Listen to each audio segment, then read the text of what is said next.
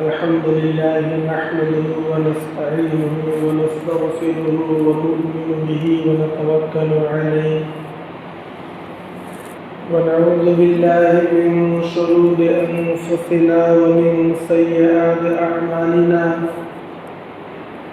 من يهده الله فلا مضل له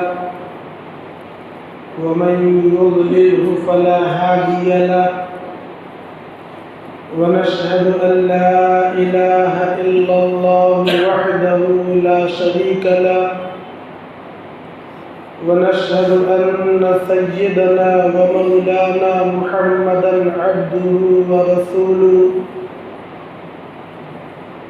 أرسله الله بالحق بشيرا ونذيرا وداعيا إلى الله بإذنه وسراجا منيرا أما بعد فأعوذ بالله من الشيطان الرجيم بسم الله الرحمن الرحيم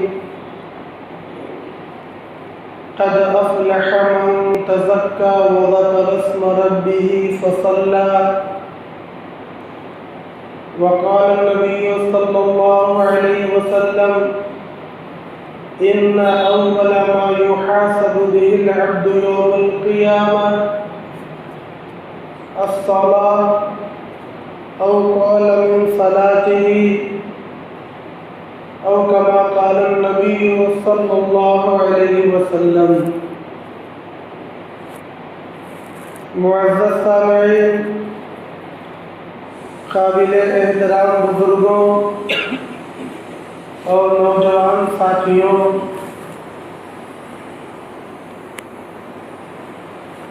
شریعت اسلام نے فرائض کے ساتھ ساتھ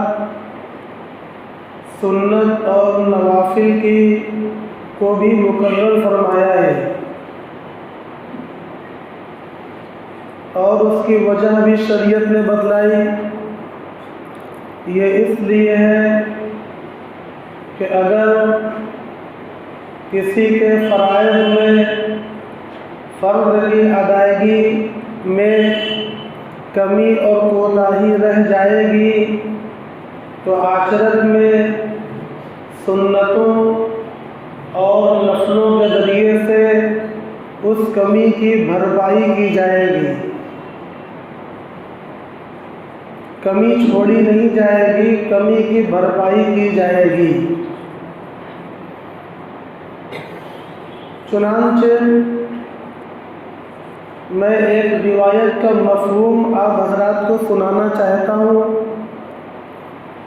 جو پوری تفصیل کے ساتھ سنن ترمذی کے اندر امام ترمذی نے نقل کیا ہے. حضرت حویرث بن قبیصہ رضی اللہ تعالی عنہ یہ ایک صحابی ہیں، فرماتے ہیں کہ اسلام لانے کے بعد جب میں مدینہ منورہ حاضر ہوا تو سب سے پہلے مسجد نبوی میں نے نماز ادا کی. غالباً یہ فرض نماز کی بات نہیں ہے، روایت کے ظاہر سے ایسا معلوم ہوتا ہے کہ جب وہ مسجد پہنچے تو انہوں نے نفل نماز ادا کی، جس کو ہم لوگ تحیۃ المسجد کہتے ہیں. بہرحال انہوں نے فرمایا کہ میں نے سب سے پہلے مسجد نبوی میں نماز ادا کی اور اس کے بعد اللہ تعالیٰ سے دعا کیا کہ اے اللہ میرے لیے اس نئی اور مسافر کی جگہ میں، چونکہ وہ مسافر تھے، بہترین ہمنشین ملنا آسان فرما. بہترین ہمنشین ملنا آسان فرما. میں روایت کا مفہوم بیان کر رہا ہوں، آپ لوگ ذرا توجہ رکھیں.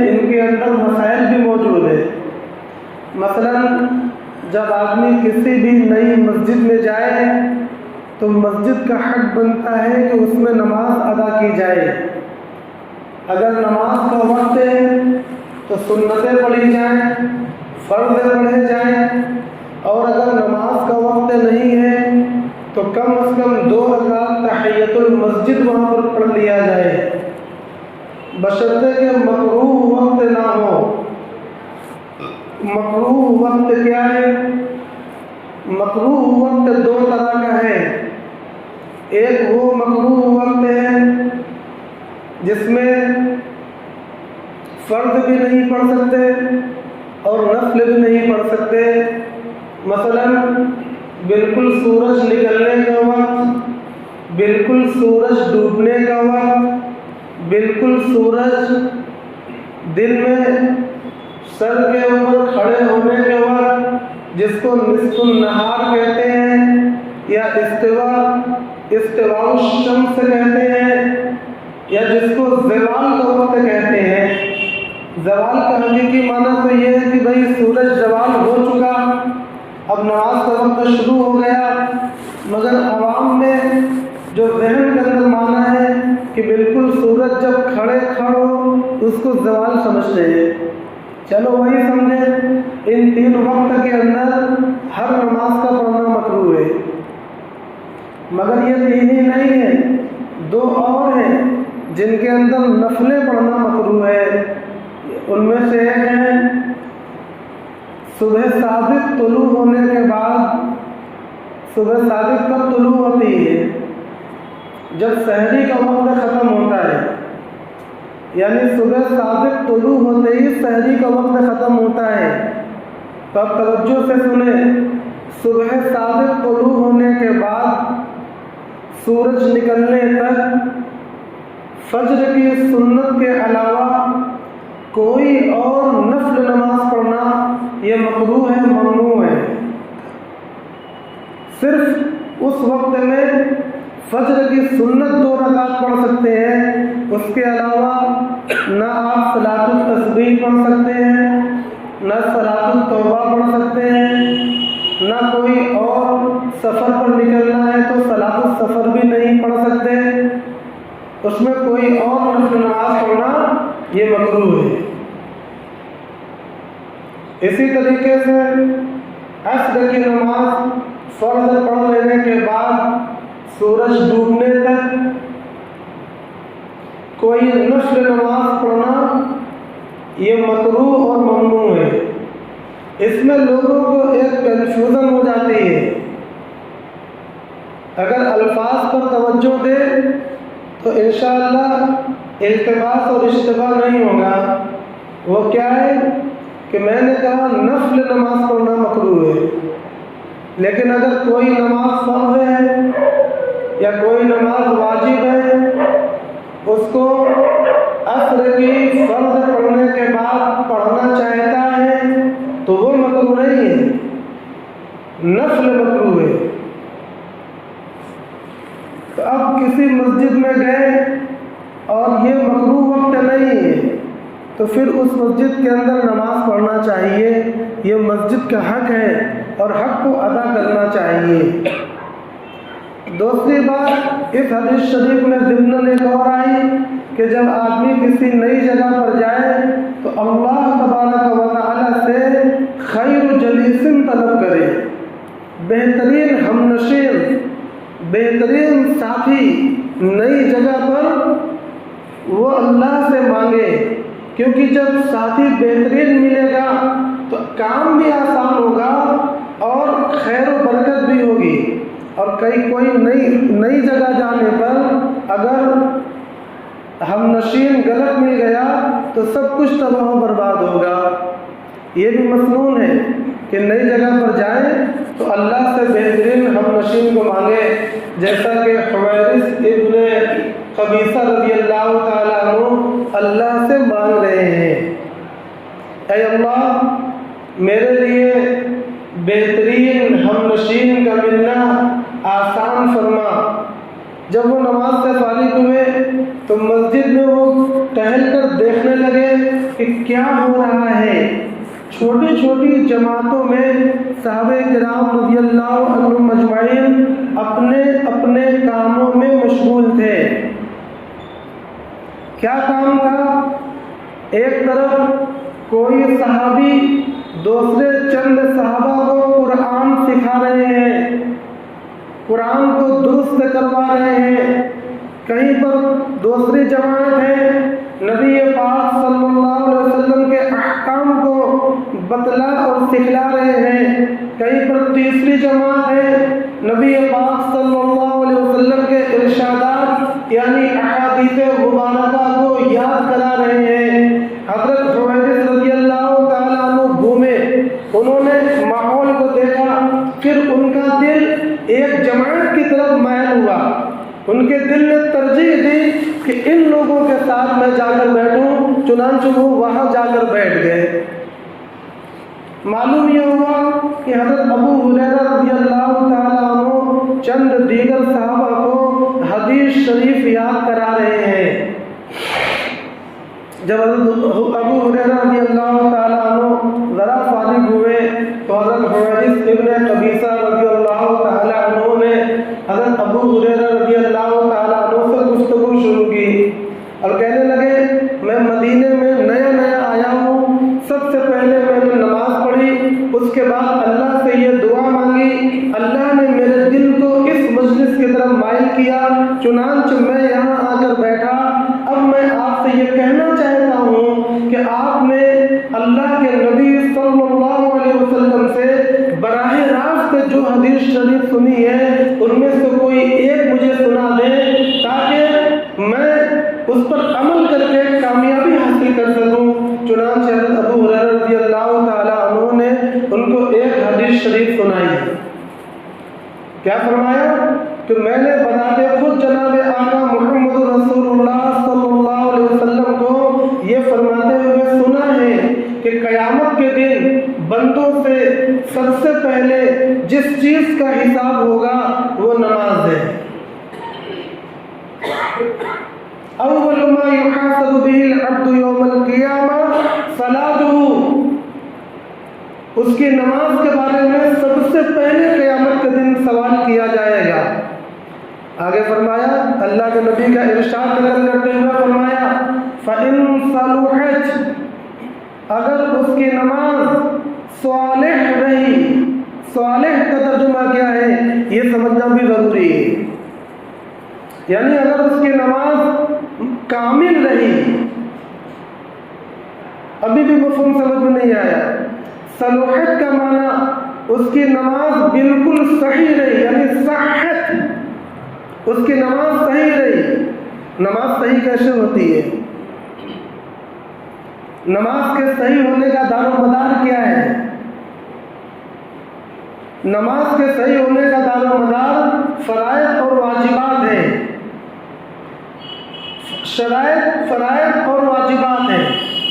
نماز سے پہلے 7 شرطیں ہیں، نماز سے پہلے 7 شرطیں ہیں، وہ تمام شرطیں پائی جا رہی ہیں۔ نماز کے اندر 6 فرائض ہیں، وہ 6 فرائض مکمل طور پر صحیح پائے جا رہے ہوں۔ نماز کے اندر تقریباً 13-15 واجبات ہیں، وہ واجبات صحیح پائے جا رہے ہوں تو یہ نماز صحیح ہوگی۔ اب اگر نماز کی کوئی شرط چھوٹ جائے تو فَإِن صَلُحَتْ ختم، اب وہ نماز صالح نہیں رہی، وہ نماز صحیح نہیں رہی۔ نماز کا کوئی فرض چھوٹ جائے تو وہ نماز صحیح نہیں رہی۔ نماز کا کوئی واجب چھوٹ جائے تو وہ نماز صلوحت تو نہیں رہی، اگرچہ صحت ہو گئی، صحت مع کراہت کے ساتھ صحیح ہو جائے گی، مگر وہ نماز صلوحت کے درجے میں نہیں آئے گی۔ صلوحت یہ صحت سے اوپر کے الفاظ ہیں، یعنی اس کے اندر شرائط بھی مکمل پائے گئے، اس کے اندر فرائض بھی مکمل پائے گئے، اس کے اندر واجبات بھی مکمل پائے گئے، اس کے اندر سنتیں بھی مکمل پائی گئیں، ان کے اندر آداب بھی مکمل پائے گئے۔ 5 پھر اس کے بعد جو مفسدات نماز ہیں اس میں نہیں پائے گئے، جو مکروہات نماز ہے اس کے اندر نہیں پائے گئے، جب یہ 7 چیزیں پائی جائیں گی تب ہوگی نماز صالح. ایسی نماز پڑھنا ہے. فرمایا اچھا ایسی نماز ہمیں پڑھنا ہے، کیا ہم ایسی نماز پڑھتے ہیں؟ اس پر بھی ہمیں غور کرنا چاہیے. ہم دنیا داری پر غور کرتے ہیں، ہم اپنے لباس، کھان پین، رہن سہن، گھومنے پھرنے پر بہت غور کرتے ہیں، اپنے حالات اور اپنے گھر بار پر بہت غور کرتے ہیں، مگر یہ دنیا ہے. والدنیا متاع قلیل، دنیا بہت تھوڑی سی شے ہے. والآخرۃ خیر وابقیٰ، غور کرنے کی چیز تو آخرت ہے جو خیر بھی ہے اور ہمیشہ باقی رہنے والی بھی ہے. ہمیں اسی کی چیزوں پر زیادہ غور کرنا چاہیے. اب اس میں ہمیں غور کرنا ہے کہ نماز ہماری صحیح ہوتی ہے کہ نہیں. نماز کا صحیح ہونا وضو کے صحیح ہونے پر موقوف ہے، وضو کا صحیح ہونا استنجا کے صحیح ہونے پر موقوف ہے.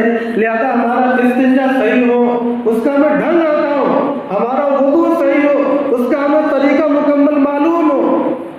وضو یہ ایک معمولی چیز نہیں. اگر معمولی چیز ہوتی تو اتنی بڑی کتاب میں اس کا تذکرہ نہ ہوتا. قرآن کے اندر وضو کا تذکرہ ہے، جس سے یہ بات علی البداہت معلوم ہو گئی کہ وضو بہت اہم ترین مسئلہ ہے. ان میں ایک بہت بڑا مسئلہ ہے وضو کے اندر جسم کو دھلنا ہے، غسل کرنا ہے. غسل کا معنی دھلنا اور غسل کا معنی نہانا. گیند پر پیش کر دے تو نہانا، گیند پر زبر کر دے تو دھلنا. یہ عربی کے اس طریقے سے ترجمے بدلتے ہیں زیر و زبر کے بدلنے سے. تو وضو کے اندر غسل ہے، اعضاء کا دھلنا. دھلنا کسے کہتے ہیں کہ جس جگہ دھلنا فرض ہے اس جگہ پر پانی کا بہنا پایا جانا چاہیے. اگر پانی نہیں بہا، صرف اس کو پوچھ پاچھ کر گیلا کر لیا، گیلا ہوا مگر پوچھ کر گیلا کیا، یوں پانی لیا اور ایسے ہاتھ دھلا اور یہاں پر پوچھ پاچھ کر کسی طریقے سے گیلا کر لیا، وہاں پر سیلان الماء نہیں پایا گیا، پانی کا سیلان، پانی کا بہان وہاں نہیں پایا گیا تو وضو نہیں ہوا. بظاہر دیکھنے میں وہ عضو بھیگا ہے مگر وہ بھیگا غسل کے ذریعے نہیں ہے، وہ بھیگا مسح کے ذریعے. بات سمجھ آ رہی ہے؟ وہ بھیگا غسل کے ذریعے نہیں ہے، وہ بھیگا مسح کے ذریعے ہے. مسح کا معنی پوچھنا اور غسل کا معنی پانی کا دوڑانا، پانی کا بہانا. اس لیے وضو کرنے میں خوب دھیان رکھیے کہ جو عضو دھلنے والے ہیں وہاں ایک ایک جگہ پر پانی کا دوڑانا ضروری ہے. اسی لیے جب ہاتھ دھلا جاتا ہے تو اس طریقے سے پانی لے کر ایسے تاکہ پورا پانی دوڑ کر یہاں تک بہے. وہ پاس لیجیے، اس کو بھگائیے مگر اس کے بعد پانی کو دوڑائیے. پانی کا دوڑانا یہ فرض ہے. تو نماز کا صحیح ہونا وضو کے صحیح ہونے پر موقوف ہے. وضو کیسے صحیح ہوگا؟ اس کو سمجھیے، اس کو سیکھیے، اس کو پڑھیے. مسجدوں میں، مجلسوں میں حلقے لگا کر، دوستوں میں مذاکرے کر کے ان کو درست کرنے کی ضرورت ہے. ہم لوگوں کی گفتگو کا موضوع ادھر ادھر کا ہوتا ہے مگر مسلمان کی شان یہ ہونی چاہیے کہ ان کی گفتگو کا موضوع ہمیشہ شریعت رہے، دین رہے، سیرت رہے، مسائل رہے، فرائض رہے، خصوصاً یہ نماز اور بڑی بڑی عبادتیں رہے. اب اس کے بعد آتے ہیں نماز پر کہ نماز بھی صحیح ہونا چاہیے. نماز میں صحیح ہونے کے لیے ہمیں جو سب سے زیادہ ضرورت سمجھ میں آتی ہے اور فرائض اور ارکان تو آسان ہے، ادا ہو جاتے ہیں. نماز میں کھڑے ہونا فرض ہے، یہ بالکل آسان سی چیز ہے. نماز میں رکوع کرنا فرض ہے، یہ ایک آسان سی چیز ہے مگر رکوع کیا کس طریقے سے جائے گا یہ سیکھنے کی چیز ہے. ہر رکعت میں یہ بھی آسان سی چیز ہے، اور قاعدہ اخیرہ کے بقدر بیٹھنا یہ فرض ہے۔ قاعدہ اخیرہ، قاعدہ اولا نہیں، قاعدہ اخیرہ، قاعدہ اولا واجب، قاعدہ اخیرہ فرض، دونوں میں اتحیات پڑھنا واجب۔ قاعدہ اخیرہ میں اتحیات کے مقدار بیٹھنا یہ فرض ہے، یہ کوئی مشقت کا کام ہے۔ لیکن نماز کا ایک فرض ایسا ہے جس میں اکثر لوگ دھوکے میں ہیں، وہ ہے نماز کی قرأت گڑبڑ ہے، اور قرأت فرض ہے۔ کیسے گڑبڑ ہے؟ میں اذانیں سنتا ہوں، اذان کے الفاظ کی ادائیگی صحیح نہیں ہے، اس مؤذن کے نماز میں قرأت کی ادائیگی کا صحیح ہونا کیسے میں یقین کر لوں؟ یقین نہیں ہوتا۔ ایک آدمی گفتگو کرتا ہے، اس کا سین شین عین حمزہ کاف قاف اس میں کوئی فرق ہی نہیں ہے، میں کیسے یقین کر لوں کہ اس کی قرأت صحیح ہوگی؟ عام طور سے پورے معاشرے کے اندر نماز کے اس فریضے کے اوپر نہایت درجے کی بے توجہی ہے۔ یہ قرآن کا صحیح کرنا صرف بچوں کے لیے نہیں ہے، تجوید کو سیکھنا، مخارج کو سیکھنا، اور قرآن کے اعراب کو سیکھنا، حروف کے ادائیگی کو صحیح کرنا، مشق کر کے محنت کر کے، یہ صرف مکتب کے بچوں کے لیے نہیں ہے بلکہ ہر مسلمان کے لیے۔ فرائض کی تعلیم بھی فرض ہوتی ہے، میں بار بار یہ کہتا ہوں، واجبات کی تعلیم واجب ہوتی ہے، سنت کی تعلیم حاصل کرنا مسنون ہوتا ہے، یہ فرائض کی تعلیم ہے، اس کو سیکھنا ہے۔ سیکھنے کے لیے ہمارے پاس کوئی نظام نہیں ہے۔ ہم میں سے بہت سے نوجوان، ہم میں سے بہت سے لوگ یقیناً اس کو سیکھنا چاہتے ہوں گے، دل میں داعیہ پیدا ہوتا ہوگا اور ضرورت محسوس ہوتی ہوگی، مگر وہ سوچتے ہوں گے کہ جائیں تو کدھر جائیں، کہاں سیکھ لیں گے؟ انفرادی سیکھنا یہ بہت مشکل کام ہے۔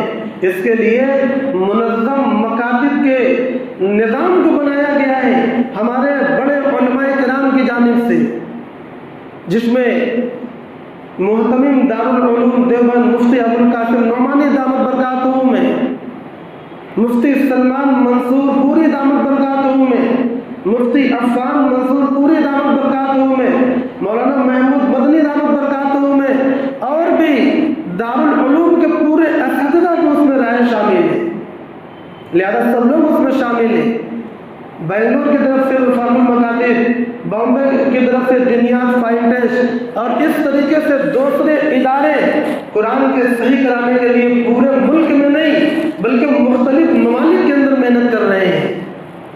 ان مکتب کو مسجدوں میں قائم کیا جاتا ہے اور اعلان نکالا جاتا ہے کہ اپنے بچوں کو داخل کراویں، خصوصاً وہ بچے جو مدارس میں نہیں جا رہے ہیں، جو اسکولوں میں جا رہے ہیں، تو ان کے لیے قرآن کا درست کرانا یہ کہاں سے پاسبل ہوگا بغیر مکتب کے؟ اور ان کو بنیادی ایمان کی، ہدایت کی، سیرت کی، سنت کی، دعاؤں کی، کلمات کی تعلیم کو کہاں سے دلایا جائے گا بغیر مکتب کے؟ لہذا ان کے لیے مکتب کا خصوصی انتظام کیا جاتا ہے، اسکولی بچوں کے لیے اور اس کے علاوہ تمام بچوں کے لیے۔ ان مکاتب کے اندر اعلان کو دیکھ کر اپنے بچوں اور بچیوں کو داخل کراویں، اور ہر مسجد میں، ہر محلے میں، اور ہر محلے کی ہر مسجد میں بالغان کے مکتب کا قائم ہونا بھی یہ ضروری ہے، یہ ضروری ہے۔ آج ہم قائم نہیں کر پا رہے ہیں، آپ قائم نہیں کر پا رہے ہیں، یہ ہمارا نہ قائم کر سکنا یہ اپنی کمزوری ہے، مگر مکتب کا قائم ہونا ضروری ہے۔ کیسے قائم ہوگا؟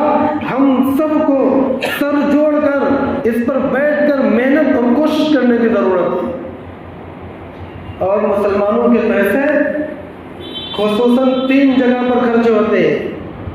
مسلمانوں نے اپنا انفاق اور اپنا مصرف طے کر رکھا ہے، جو اللہ نے فرمایا وَأَنفِقُوا، آگے فی سبیل اللہ مسلمانوں نے چھوڑ دیا، فی سبیل اللہ ہٹاؤ، وَأَنفِقُوا صرف سمجھ میں آیا۔ اب کہاں خرچ کرنے لگے؟ نمبر 1 شادیوں پر، 10 لاکھ 20 لاکھ 30 لاکھ 40 لاکھ، لمٹ نہیں ہوتی، شادیوں کی لمٹ نہیں ہے، کتنا کر سکتے ہیں ہم، جتنی طاقت ہے اتنی بڑی شادی کرنے کے بعد ہم فخر محسوس کرتے ہیں، یہ نمود ہے، اسی کو نام و نمود کہتے ہیں، یہ سمعہ ہے، سمعہ، الفاظ بھی یاد کریے اور اس کا معنی بھی سمجھیے، یہ ریا ہے، اللہ ریاکاری کو کیسے پھینکیں گے، کیسے اس کو برباد کریں گے یہ بتلانے کی ضرورت نہیں، اور سمعہ کو کیسے اللہ ذلیل و رسوا کریں گے یہ سب بھی میں سمجھتا ہوں کہ آپ لوگ جانتے ہیں، مگر ہم نے اپنا ایک مصرف طے کر رکھا ہے، شادیوں میں لاکھوں روپے بے تکلفی کے ساتھ خرچ کیے جاتے ہیں۔ دوسرا خرچہ ہمارا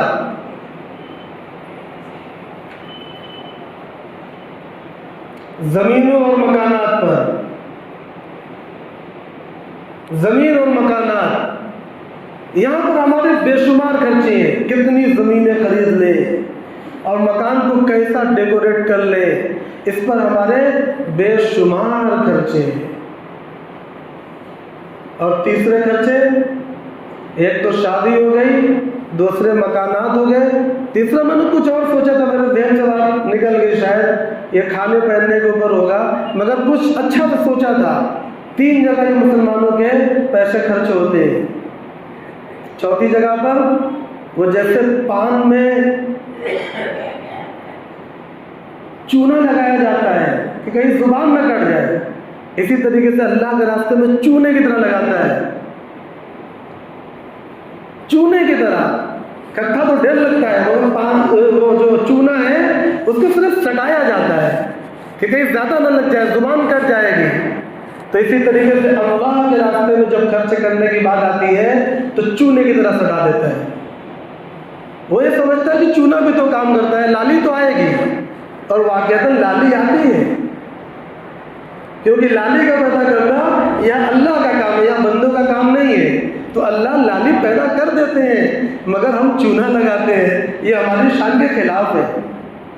مسلمانوں کے خرچ کا مصرف دین ہونا چاہیے، ہم لاکھ کماوے یا کروڑ کماوے یا ارب کماوے، ہمارے خرچ کا مصرف دین ہونا چاہیے۔ آج ہمارے پاس عیدگاہیں نہیں ہیں، آج ہمارے پاس بڑی بڑی مساجد نہیں ہیں، چھوٹی چھوٹی مسجدیں ہیں، اس میں مدرسین مؤذنین امام کے لیے روم بھی نہیں ہے، اس میں مہمان کھانے اور کچن کی جگہ بھی نہیں ہے، اس میں اگر ہم مسجدوں میں بچوں کے لیے ادارے قائم کرنا چاہیں تو اس کی بھی جگہ نہیں ہے، بمشکل نماز ادا کرنے کی جگہ رہتی ہے، یہ جگہ کافی نہیں۔ آج ہمارے پاس بہترین مدارس نہیں ہیں، بہترین اسکول نہیں ہیں، بہترین ہمارے پاس ہاسپٹلس نہیں ہیں، اور اس سے زیادہ افسوس کی بات ہے کہ ہمارے پاس اپنے بہترین ڈاکٹر، بہترین لائر، بہترین جج، بہترین سائنٹسٹ ہمارے پاس نہیں ہے۔ ہم نے اپنا پیسہ بچوں کے اوپر اس لائن سے خرچ نہیں کیے ہیں، ہم نے ان کی شادیوں پر 50 لاکھ خرچ کیے مگر ان کی تعلیم پر 10 لاکھ خرچ کرنے کے کبھی ہم نے نہیں سوچا۔ اس لیے ہم لوگ عجیب و غریب حال میں جیتے ہیں۔ بہرحال میں یہ عرض کر رہا تھا کہ نماز کا صحیح ہونا یا قرت کے صحیح ہونے پر موقوف ہے، لہذا ہر جگہ پر بالغان کا بھی مکتب ہونا چاہیے، اسی کے ساتھ ساتھ مستورات کا بھی مکتب ہونا چاہیے۔ ہمارے گھر کی عورتیں بڑی عمر سے لے کر نوجوان تک اور نوجوان سے لے کر چھوٹی عمر تک کی ہر فرد خاتون مکتب کے اندر جا کر اپنی قرت کو صحیح کرے تاکہ اس کی نماز صحیح ہو۔ فَإِن صَلُحَتْ، اگر اس کی نماز درست ہوگی تو وہ کامیاب ہو جائے گا۔ حضرت ابو ہریرہ رضی اللہ عنہ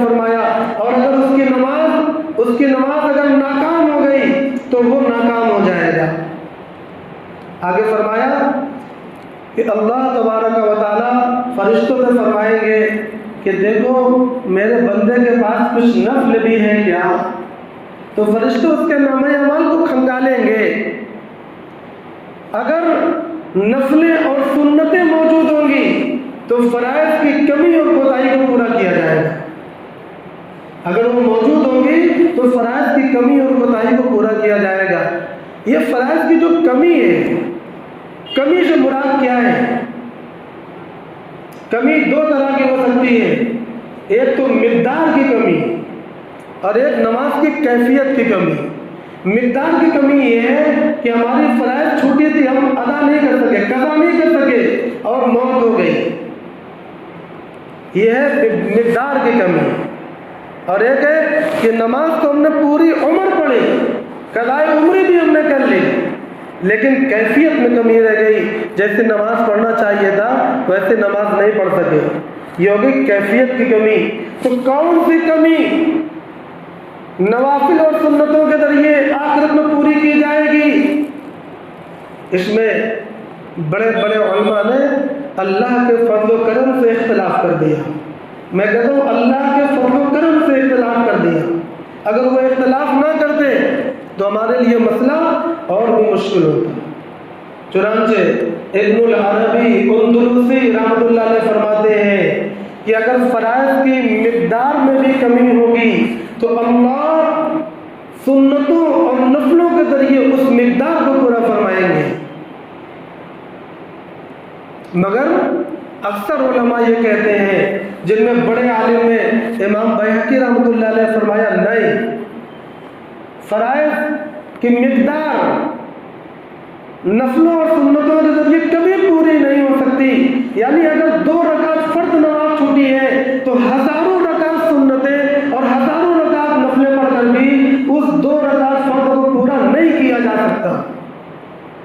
لہذا ان کا یہ کہنا ہے کہ نماز کی کیفیت میں جو نقص ہوگا اس کو اللہ پورا فرمائیں گے۔ ابن عبد البر رحمۃ اللہ علیہ نے تیسرا اختلاف کیا، کہا دونوں بڑوں کی بات لے لیتے ہیں، دونوں بڑوں کی بات لیتے ہیں۔ اگر کسی سے سہون نماز چھوٹ گئی تو اللہ فرائض کو بھی پورا کر دیں گے، اور اگر جان بوجھ کر نماز چھوڑا تو اللہ فرائض کو سنت نوافل سے پورا نہیں کریں گے۔ انہوں نے تطبیق دینے کی کوشش کی، اور ہمارے علماء دیوبند میں سے مفتی تقی عثمانی دامت برکاتہ نے یہ فرمایا کہ بھئی اصل ضابطہ تو یہ ہے کہ فرائض کی کمی، مقدار کی کمی، یہ سنت اور نوافل سے پوری نہیں ہونا چاہیے، یہ اصل ضابطہ ہے۔ مگر یہ ضابطے کے پابند بندے ہیں، اللہ کسی ضابطے کا پابند نہیں۔ سوچئے کیا بڑی بات کہی ہے۔ ذرا اپنے علماء پر توجہ دیں، کہاں اللہ ان کی نگاہیں پہنچا رہا ہے، کیسی گہری بات وہ کہتے ہیں۔ فرمایا اللہ کسی ضابطے کا پابند نہیں ہے، اللہ اگر چاہے تو کسی بھی طریقے سے پورا فرما دے گا۔ مقدار کی کمی کو بھی اور کیفیت کی کمی کو بھی اللہ سنتوں اور نفلوں سے پورا کر دیں گے۔ آگے فرمایا ہم اگر بندے ضابطے کے پابند ہیں، لہذا ہمیں اور آپ کو ضابطے کے ساتھ چلنا چاہیے۔ ہم اور آپ ضابطے سے آزاد نہیں۔ محترم بھائی اور دوستو، یہ تو سنت اور نوافل ہو گئے۔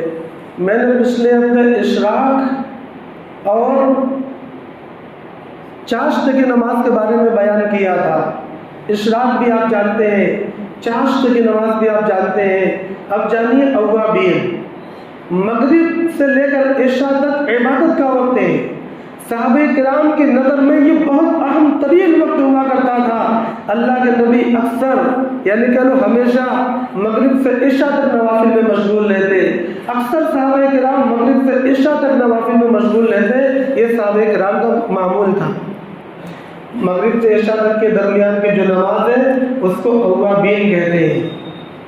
اوابین کم از کم 2 رکعت اور 20 کی 6 رکعت، زیادہ سے زیادہ 20 رکعت، مگر کوشش یہ کرنا چاہیے کہ 6 رکعت اوابین نہیں، کم سے کم، میں نے غلط بتلا دیا، کم سے کم 6 رکعت اوابین پڑھنا چاہیے۔